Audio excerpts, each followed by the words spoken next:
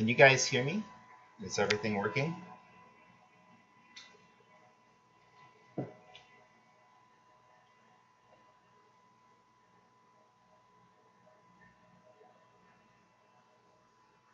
Okay, awesome.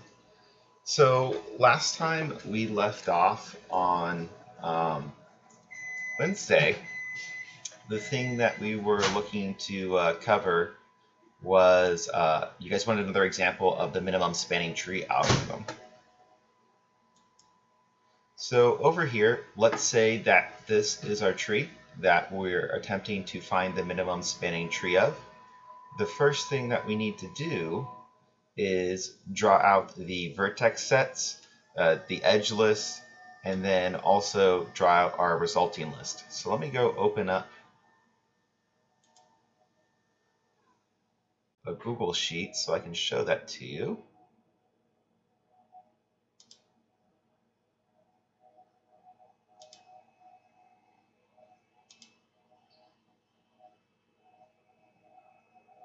And then also I should probably pop this out so I can see you guys if you have questions. So if you guys have questions, just type them into the chat and I will take a look at it from time to time and I will answer your questions when they come up.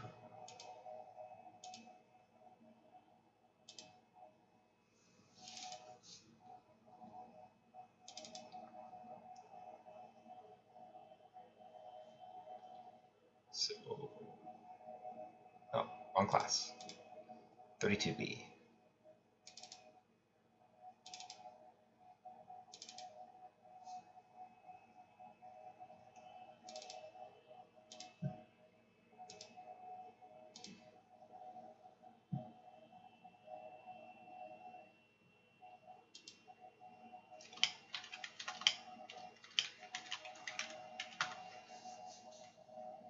And then let's see if we can copy this graph. No, we cannot. But I can do a print screen and then put this over here so we can work on it.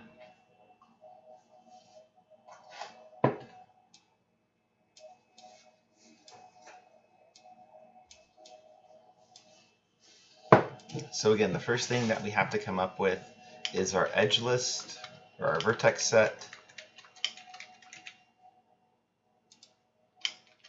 our edge list, and our result list.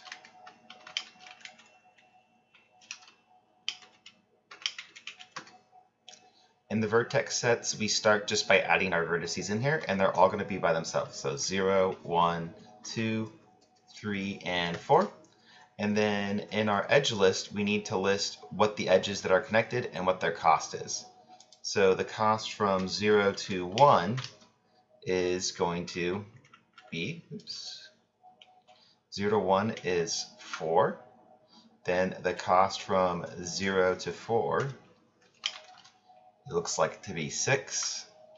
The cost from 0 to 2 is going to be 4.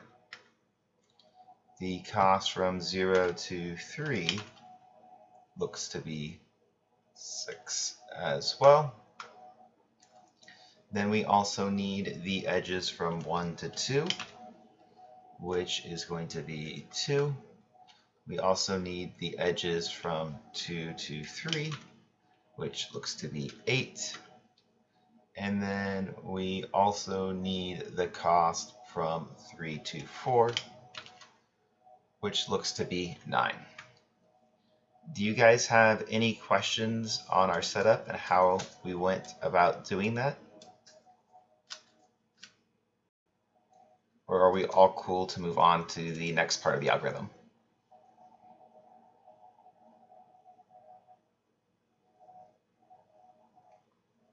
So is everybody cool so far? Or is everyone cool and we're ready to just go on? Okay, so if you have questions, again, ask.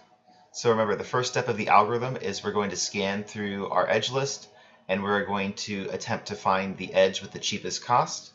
And the edge with the cheapest cost right now to me looks like it's going to be 1 to 2 with a cost of 2.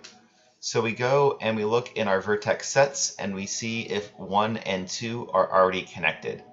It doesn't look like they're already connected, so we're free to join them. So 1 and 2 are now together, and 2 gets eaten up to be into the super node 1, 2. And then we're going to add that result 1, 2 to our list. 1, 2 goes to 2. And then we will remove 1, 2 from our edge list. It's now gone. Again, we scan through for our next cheapest edge. Our next cheapest edge appears to be this edge from 0 to 1 with a cost of 4. So we look over in our vertex set. Are 0 and 1 in the same set? They're not, so we're free to join them together. So we'll have 1 and 2 go join 0. They're now in there. 1 and 2 have been joined to that vertex set, so we'll delete it. And then we're going to have over here this is 0 to 1. 0 to 1 joins that list, so then 0 to 1 gets moved from our edge list to our result list. So again, we go back through and we scan through our list. We're looking for the next cheapest edge. The next cheapest edge that we find is from 0 to 2. So we look in our vertex set, 0 and 2 are already together. So we will not join them together because they're already part of the same vertex set. So we just delete it and move on. We then scan through again for the next cheapest one. It looks to be between 0 and 4. So we look between 0 and 4. They're not in the same vertex set, so they'll join together. So we're going to add 4 over here. Get rid of 4 over here. And then 0 to 4 is going to be moved from the edge list to the result list. We then scan through for the next cheapest node. The next cheapest edge happens to be between 0 and 3. 0 and 3 aren't together, so we're going to add 3 to our results. Add 3 to our results. Add the edge from 0 to 3 to our edge list. And now that all the vertices are joined together, the algorithm ceases, and this would be our resulting set of edges to form the minimum spanning tree. They'd be the edges between 1 and 2, 0 to 1, 0 to 4, and 0 to 3. And if we go back to VisAlgo, it's probably going to highlight that a little bit better if we go ahead and we run Kruskal's algorithm on it.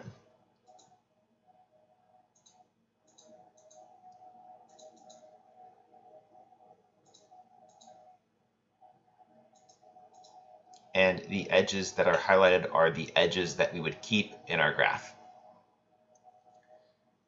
Do you guys have any questions about this algorithm?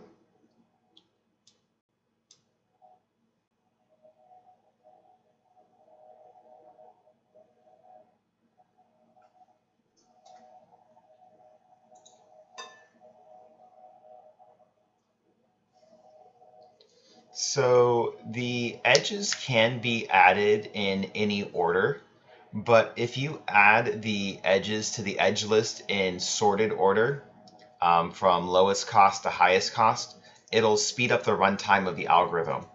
The only downside of having them be like in an unsorted list is that it's going to just take longer to run because you have to scan through that entire list every single time.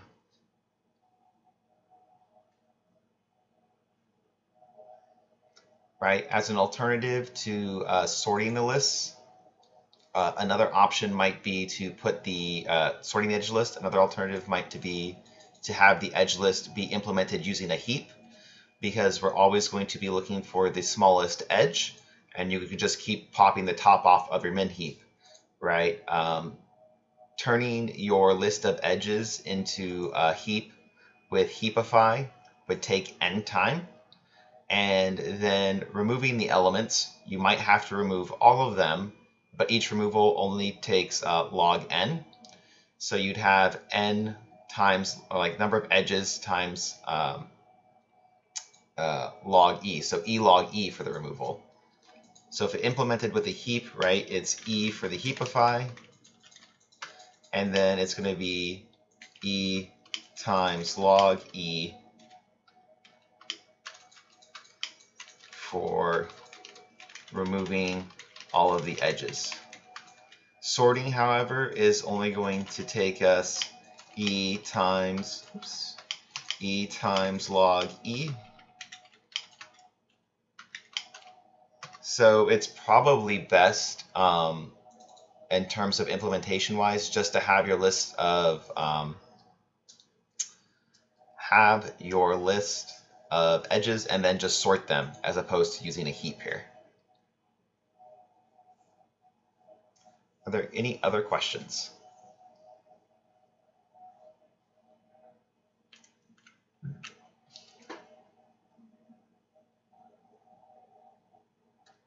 Or if that still doesn't make sense and I didn't answer your question, feel free to follow up.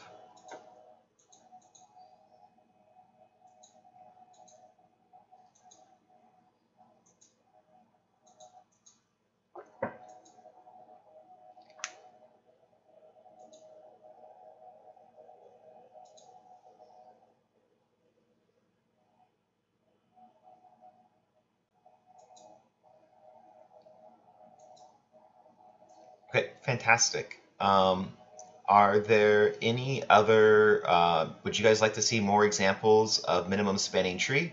Or would you like to see review any of the other algorithms or data structures that we've talked about?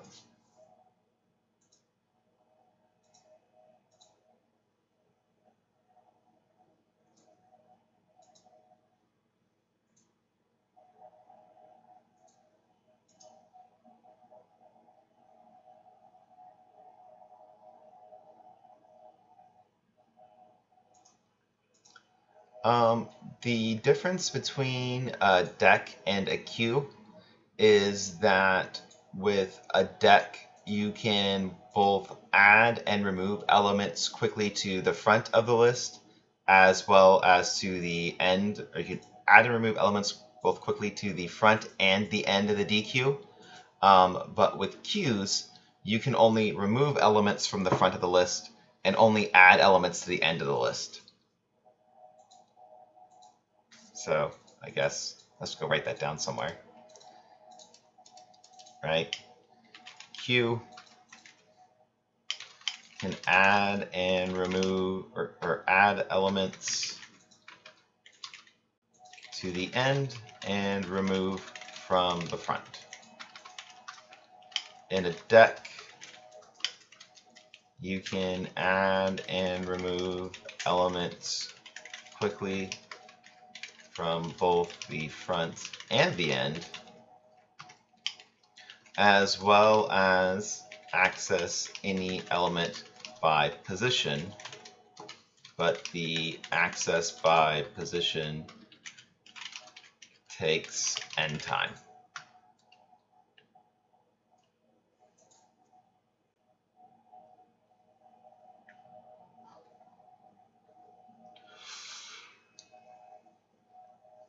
So Stephen, for the removing the nodes from the AVL tree, are you just looking about removal from a BST tree, or are you looking at specifically removal from an AVL?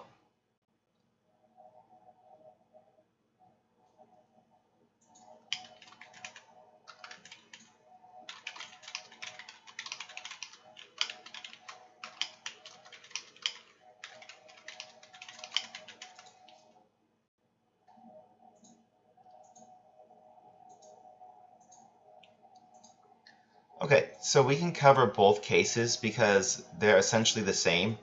The first part of the removal algorithm for the binary search tree is for the AVL tree is the same as for the BST tree. And let me go over to VisAlgo for a second. The first part is we have to locate the node that we want to remove. So where are we with?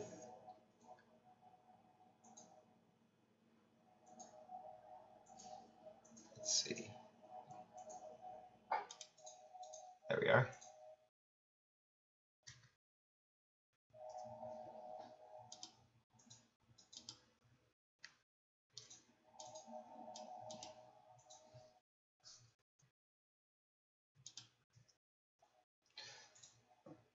So when we're removing a node from a tree, there are three cases. We can either be removing a node that has no children, such as 32, 11, 72, 99. Another example is removing a node that only has a single child, like 29. And then the other example is you remove a node with two children, like 20 or 65. The way that we'll go through each one at a time. So let's say that we wanted to remove the node 42, or remove the node 32.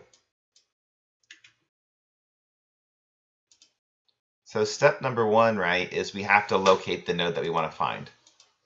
So we find 32, right? 32 has no children. So to remove 32 from the tree, all we have to do is make 29's right child, in this case, be none, right? It doesn't point to anything anymore.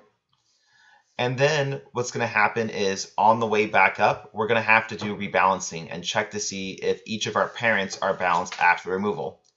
So after 29 gets taken out, or 32 gets taken out, we have to see 29. Well, is 29 still balanced?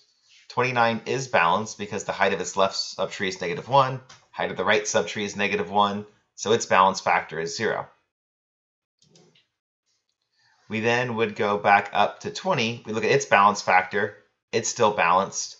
And then we go back up to 41 and we check to see if he's still balanced. If we ever find anyone that's unbalanced on the path back up, we're going to have to perform rotations to put them back into line. So over here, we're fine. So checking the balance factor, fine, fine, fine. We come back up here. The balance factor for 41 is -1. So everyone's still balanced, and we're cool.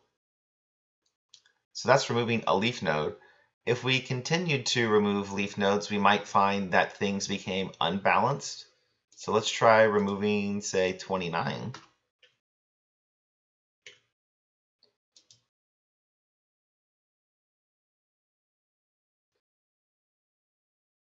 Again, the tree's still balanced, but maybe now if we remove 11,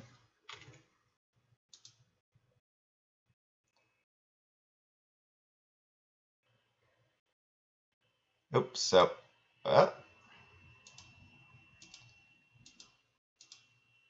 we're going back up to our parent, and we see that 41's balance factor is now -2.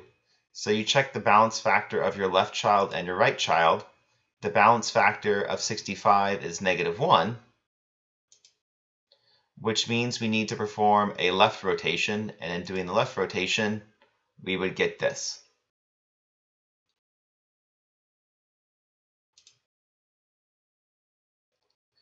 Right?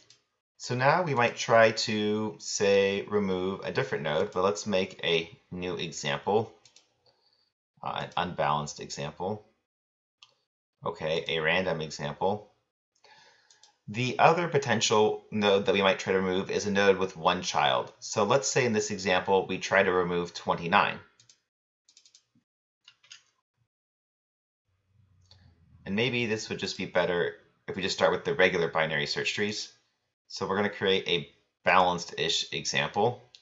So again, we might decide that we want to remove 29. So we go and we locate 29, and we see that 29 only has a single child. The way that a case with a single child is resolved, well, we need to take the parent of the node that we want to remove, 20, and replace its child that we're trying to remove, 29, with the node that we want to remove, 29's only child.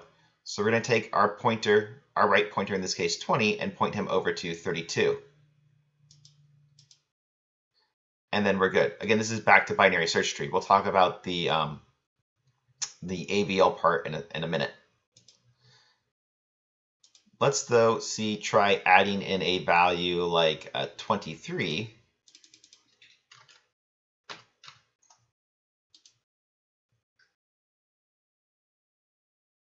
Right? And we're still going to have the same idea if we try to remove a node like 32. Because 32 still has one child, and we're still going to replace 32 with its only child. So we have to go to its parent, 20, and tell 20 to replace its child, 32, right, the matching child of the node that we want to remove, with 32's only child. In this case, it happens to be the left. So we will move that pointer over there and also make sure that 23 gets set to be 20's parent, and we're all done.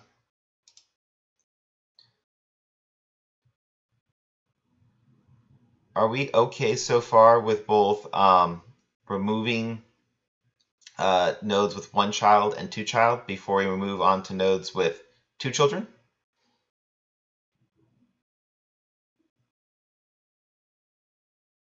Because the two children one's the most complicated. So the difference between an AVL tree and a binary search tree is that an AVL tree is a balanced binary search tree. It's self-balancing. Over here, if we keep doing removals, we might end up with something really kind of dumb. So if we create a tree, right, this tree right here is a valid binary search tree, but it's going to have terrible, terrible, terrible performance because it's not balanced. This tree, however, is not an AVL tree because it's not balanced. The balance factors are way off all over the place. So AVL tree is a self-balancing binary search tree.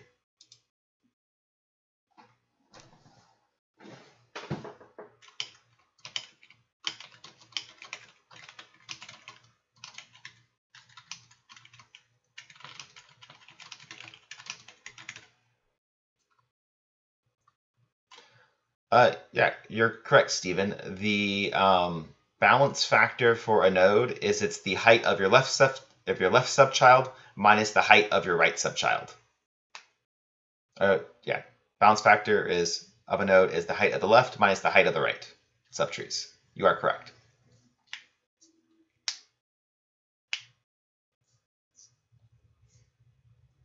Okay, so are we ready to move on to doing a removal with two children?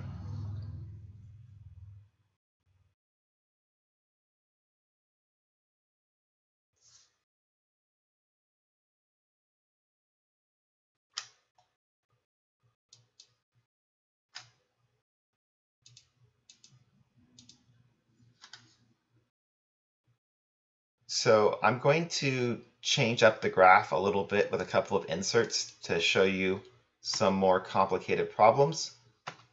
So we might have it where we want to add the value 73, 75, and 80 to our tree.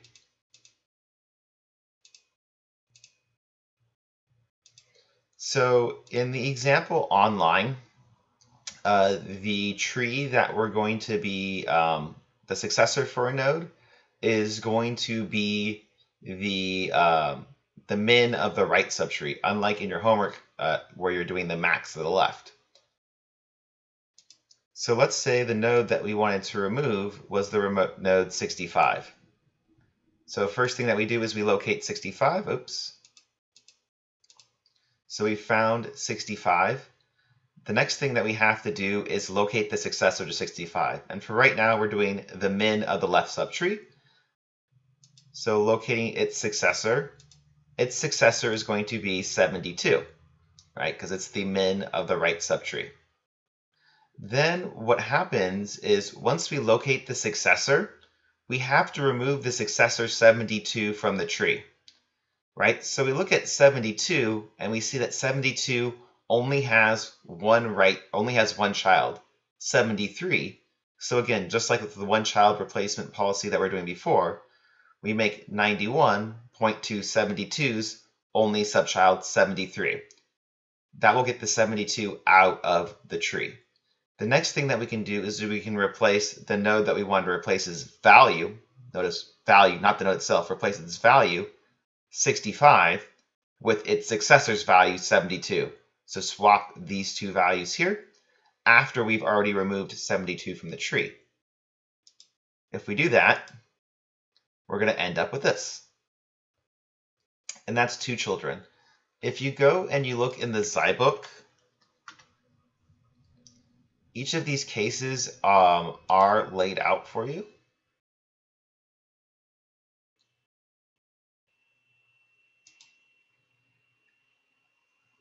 Oops, wrong class.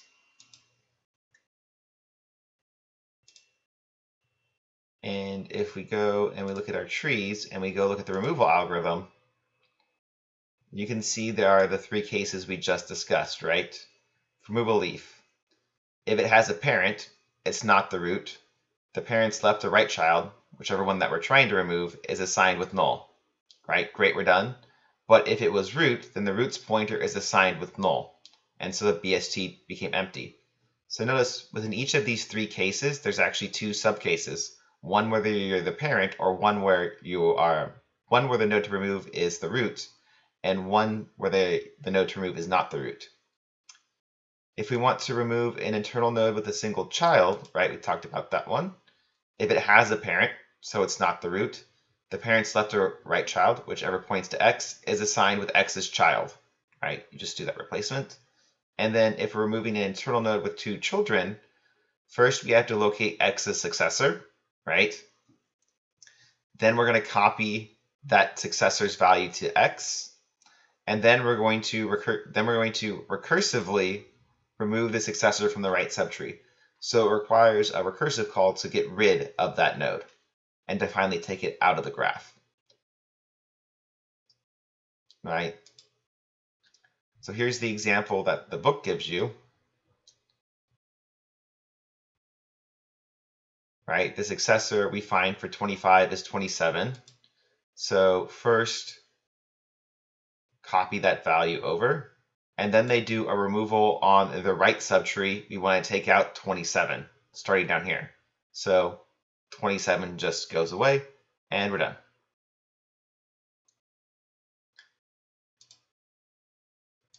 Any questions about the removals before we bounce over to how the AVL tree handles it?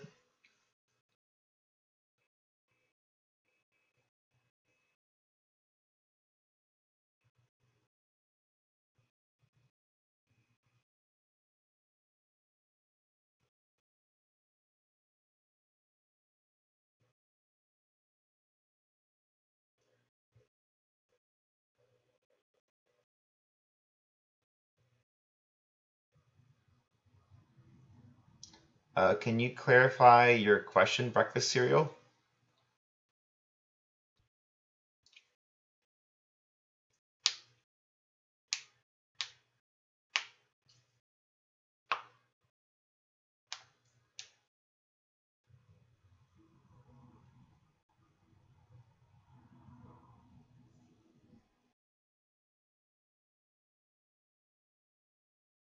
So like if we're trying to get rid of a node in the tree, right, we need to make the parent, right, its left or right subchild of the node that we're trying to remove. We would set it to the actual none value, right? So in this example, when 30 was trying to get rid of 27, all we did is set 30's left equal to none. And now 30 doesn't have that child anymore, right? Because its left child is none. And eventually Python will get to the point of actually deleting that node.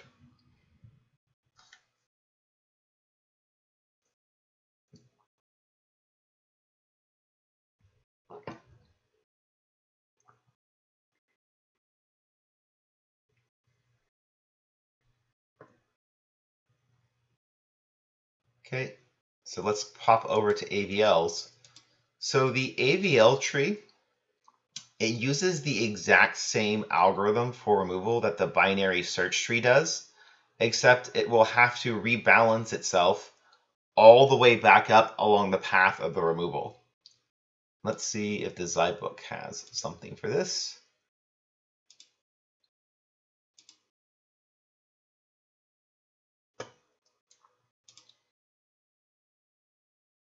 So let's say we wanted to remove node 63. The standard removal would apply. So we would search for 63. We would have found that 63 only had a single, had no children, so 63 gets removed. We then go back up the tree checking the balance factors to see if everything is okay.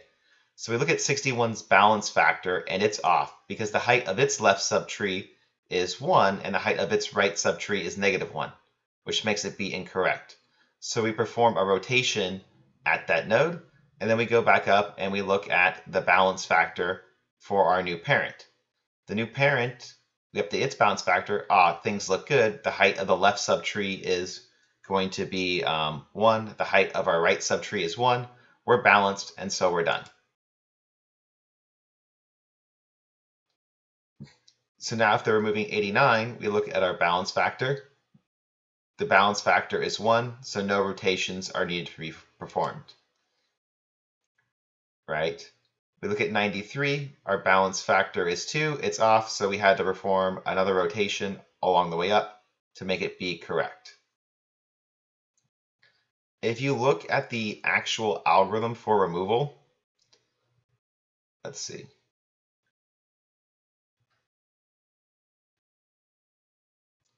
So like here's this code up until this point, blah, blah, blah, blah, blah. All of this right here is essentially the same as for the binary search tree. It's just saying, here's what you need to do when we remove the node. Then the new part for actually doing the AVL part is we go back up the parents starting from the nodes that we've removed, and we rebalance the tree going back up to make sure that it stays balanced. Right? And then the AVL tree rebalance algorithm is this part right here, which tells you what type of rotations you need to perform in the certain cases that you counter, right? So if our balance factor is -2 or 2, well, then we have to check to see if we need to do a double rotation or a single rotation only, which a double rotation happens when the signs don't match, -2 and 1 or 2 and -1. We're going to have to perform a double rotation in those cases to resolve the issue.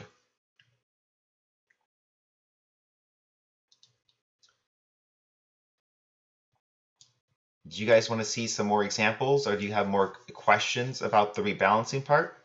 I personally think the hardest part of the AVL trees is like understanding the rotations and how they should be performed, because once you kind of get those down and then just realize, oh, I have to rebalance going back up after I either add or remove things, then you're just golden. But the adding or the removal before the rebalancing part is exactly the same as for the binary search trees. It's no different.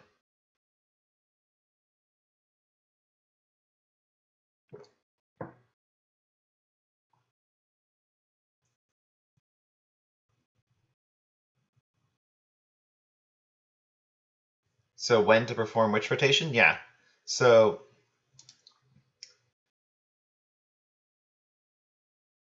I think the insertion slide has a really good diagram about when you should perform each rotation.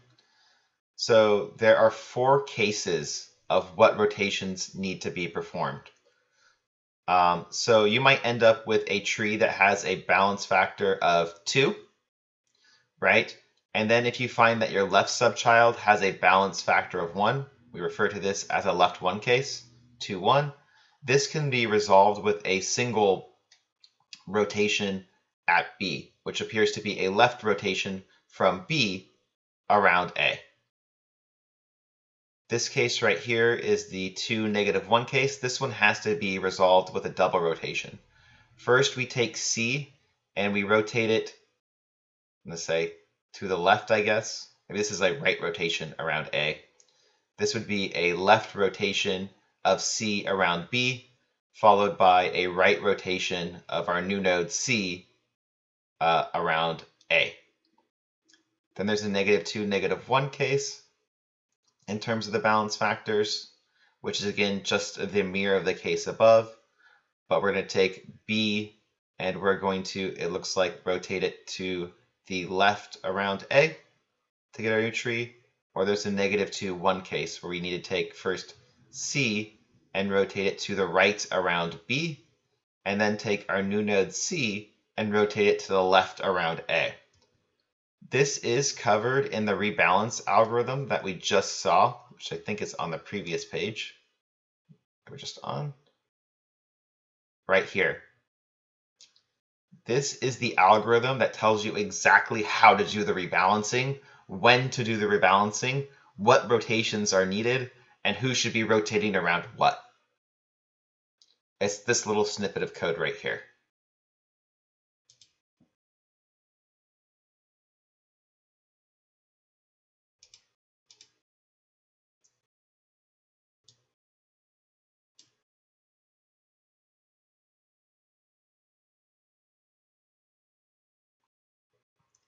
Does that clarify things, or do you still have more questions about the rotations?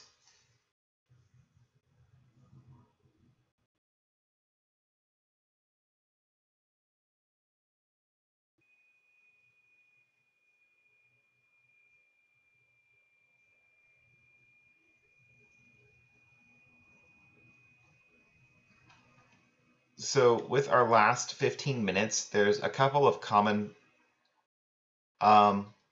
if we have time, we'll go over another removal, but I would recommend playing with either the AVL tree and Viz algorithm to help you get ideas, or AVL visualizer.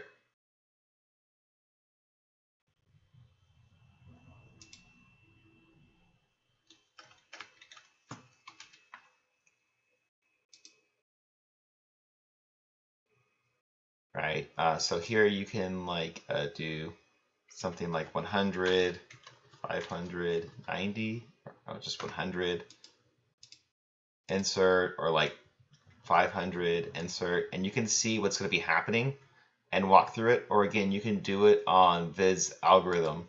They're going to show you some removals. So for example, if we decided that we wanted to say maybe insert the values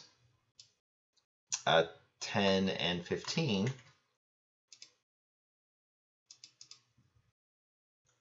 10, 15,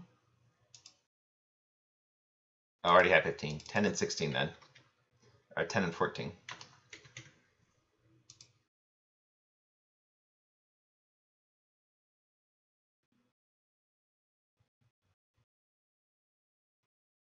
Now we go and add the 14. Again, we keep checking our balance factors on the way up. Good, good, or not so good. Rotate. Now we're fine. And again, if we start performing some removals, like maybe we decide that we want to remove node 50, we find 50. Now they're rotated. We check the balance factors. Everything seems to be good. But maybe now we remove, say, 23. He's gone. We check our balance factors. Balance factors not good. Do a rotation. Check the balance factor again. No rotation required. So I would really recommend monkeying around with this algorithm on like this algorithm, or finding another one online, and then comparing it against the code. And if you see what you expect to happen actually does happening, and that'll help you learn better and get a better understanding of what's supposed to happen with the rotations. But remember, for the homework assignment, you don't have to implement an AVL, just a BST. The one thing that I want to talk about were some common mistakes that I've been seeing.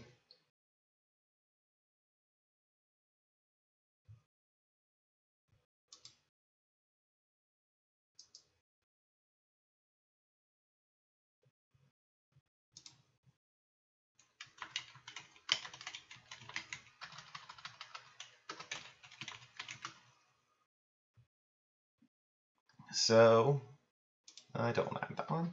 Let's say we have a class for a person over here, and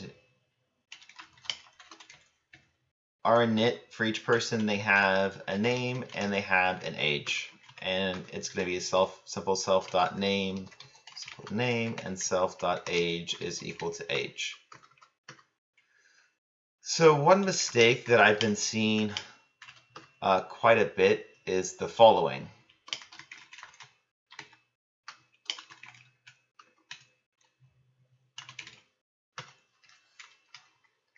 Why does this not make sense? These two lines here. What about them doesn't make sense?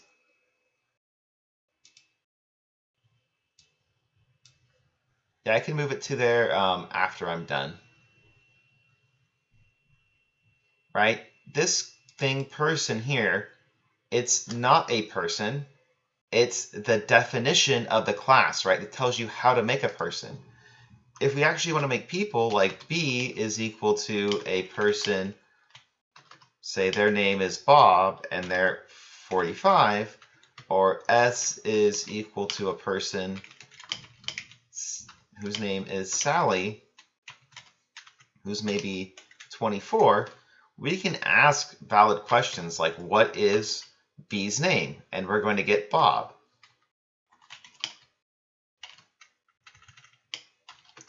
Or what is S's age? That makes sense, right? But doing this doesn't make sense because there's no just generic arbitrary person. Whose age, whose name are we actually asking about? I can ask about B's name and B's age because B is an actual person. Or S's name and S's age because X is a person. But this variable right here, person, it's the definition of the class. It's what it means. This is like how you make people, right? Because like you might have other methods like def get older. And then you might have like self.age plus equals 1. Or def change name. And you have your new name. And then self.name is equal to new name. Right? It tells you what a person is made up of and what people are capable of doing.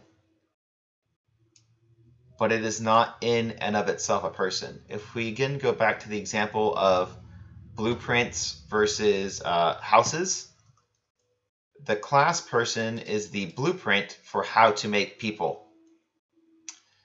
B and S are actually people. B is Bob and S is Sally. Does that make sense to everyone?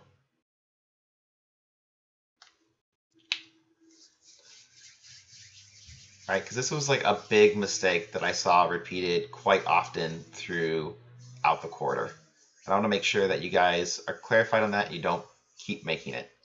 The other question that, or like issue that I saw pop up quite a bit was like, how do I make an instance of my class, right? Or how do I make a something?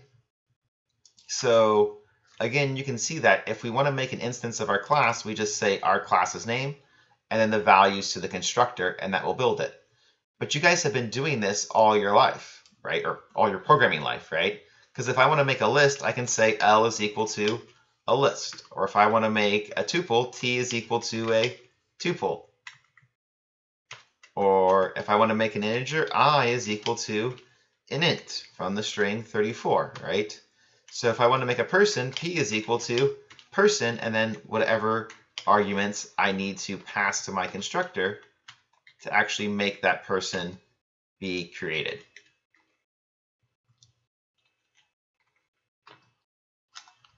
So hopefully that makes sense in terms of like constructing instances of objects. The other big question that I had a lot is, how do I get information from one file into another file? Or how do I get information from one class into another class? Them being in different files isn't that big of a deal, because if you want to use something from the other file, you just import it. And after you import it, you have it, and you're free to go ahead and use it to do whatever you want. Just like when you import the math library functions, you can use all the math library functions. So like if we say like import math, now that I've imported math, which is again in some other file, I can do, math.log of 3000, and that's going to give me the value of that log. The other question kind of that's still pertaining to this is like, how do I get values from somewhere else into the class? It's just the same way that you get values into any other function. You pass them in. If I have a rectangle function that calculates the area of a rectangle, I need to pass in the length and the width. And so here, right, I just return length times width. So if for whatever reason I wanted to calculate the area of this rectangle with Bob and Sally's age, I'm not quite sure why, but if I wanted to, I would just call my rectangle area function and pass in B's age and S's age, Sally's age, and great. Those values go from this function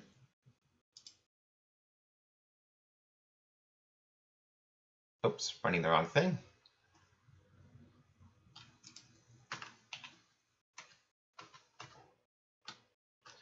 I don't want this.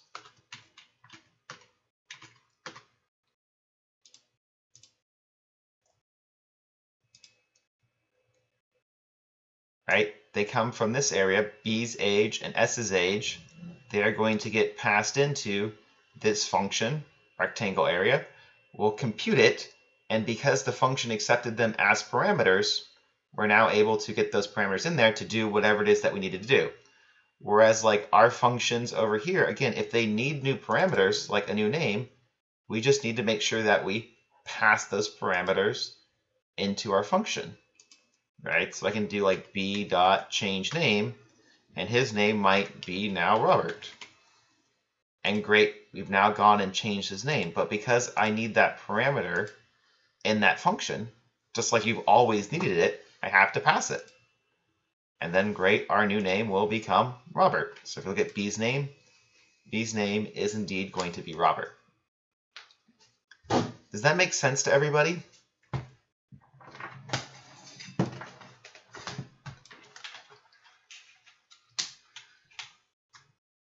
In terms of like how to move values between classes, you just call the other class's function and pass in whatever parameters it needs. And you'll realize what parameters you need when you attempt to write the function. You'll be like, do I have this information in the class? If your answer is yes, great, go ahead and use it. If your answer is no, well then you better pass it in as a parameter so that you can have that information that you need to do whatever your task happens to be. So we're going to wrap up here now, but I want to say thank you guys all for the great quarter. Thank you all so much for all of your questions and for your interests in the subject and for all of your participation and hard work. It does mean a lot to me, and hopefully you're able to get a lot out of the course and learn from it because of the work that you put in. I know that it was a big step up, and so one thing I really want you guys to do is to just like look back at the projects that you've done over the quarter, or this quarter, or in the previous quarter, and think about how long they took you to do, how challenging they were, and how challenging they might be now that you've gotten all of this extra experience throughout these last 10 weeks. Hopefully, a lot of them should seem much easier, but some of them still might seem big and daunting, like the battleship project, because it is quite large for your skill level. And so what I really recommend doing if you weren't able to complete that assignment, go back and do it again. But if you were able to do it, try to do something like on a similar difficulty level over the break. You know, if you still have the brain power left and the motivation to do so, because it's going to help you improve a lot more. You could do something like a game of Uno is a great example to try out. Or if you really, really, really want to press your limits, try doing something like a game of Monopoly. That will really test your skills. But the big things, as always, are before you dive into the homework assignment or dive into any project, is to think about what you want to do. Do a little bit of organization ahead of time. Think about what are my classes going to be? What do I want them to do? How they're going to be related? And approach the problem top down. One of the really big habits you want to break, if you haven't broken already, is just jumping straight into that programming assignment and just doing stuff. because you've probably found that if you just start doing stuff, some of the stuff that you're going to be doing is very confusing because you're confused at the moment when you write it. And so your code becomes a lot more confused because of it. And then you try to fix it and make it work, and you're really attached to it, but that lack of planning and not having that foresight is going to really complicate your solution and just make your life a lot harder. So even though a lot of times it might seem like the only thing you're graded on is actually turning in the homework assignment, like the code's the important part, so I gotta write the code, that prep work that you do to set yourself up to write the code well is really one of the key aspects that will elevate your programming abilities and just make the rest of your classes and every other program that you do be a lot smoother. If you do that planning, if you do a little bit of thinking ahead of time, those hour or two you put into it will save you hours and hours and hours and hours down the road. So once again, I thank you guys all for the great quarter. Thank you again for your participation in the class. I know it was tough. I know you probably guys put in way too many hours, but that experience is what's actually going to make you good going forward and hopefully make your rest of your classes go a lot smoother as well. If you ever see me in office hours and you just want to stop by and chat if I'm not too busy, I'd love to see you again, and I might see you in future classes, depending on what ones you take and when we're teaching it. But if you try to look for me next quarter, might be a bit hard to find me because I imagine most of our classes are going to be moved online to help prevent the spread of the coronavirus and help mitigate that. I'm going to go over and start answering your questions now on the Google spreadsheet for office hours after I close out the stream here and get a drink of water. So see you soon if you show up there. And thank you guys once again for the great quarter.